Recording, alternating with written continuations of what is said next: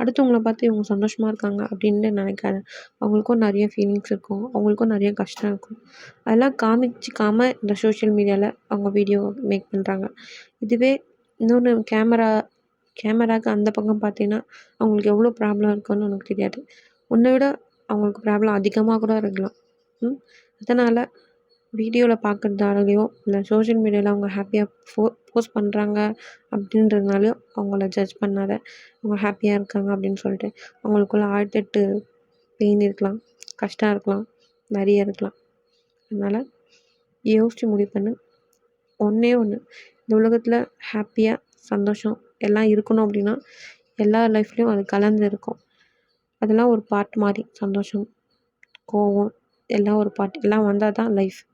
இப்படி எதுவுமே வரக்கூடாது, சந்தோஷம் மட்டும்தான் இருக்கணும் அப்படின்னா இந்த லைஃப் வந்து ஒரு மாதிரி டல்லாக தான் இருக்கும். இப்போ ஒரு படம் பார்க்குறேன், அந்த படத்தில் எல்லாமே இருந்தால் தானே உங்களுக்கு பார்க்க இன்ட்ரெஸ்டிங்காக இருக்கும். அதுவே நீ ஒரே ஃபைட் சீன் மட்டும் பார்த்தேன்னா உனக்கு அந்த ஹாப்பினஸ் கிடைக்குமா? நல்லா இருக்கு படம் அப்படின்னு சொல்வியா? மொக்கையாக இருக்குது அப்படின்னு தானே சொல்வேன். அப்படி தான் நம்ம லைஃப்பும். எல்லாமே கலந்து இருக்கிறது தான் லைஃப். ஹாப்பி மட்டும் இருந்துச்சுன்னா போர் அடிச்சிடும், பார்க்கறதுக்கு பிடிக்காது, நமக்கே சகிச்சு போயிடும் என்னடா இது அப்படின்னு சொல்லிட்டு. அதனால் கொஞ்சம் கொஞ்சம் சந்தோஷம், கொஞ்சம் கொஞ்சம் கோவம், கொஞ்சம் கொஞ்சம் கஷ்டம் எல்லாம் வந்துட்டு போனால் தான் லைஃப். Okay, got it.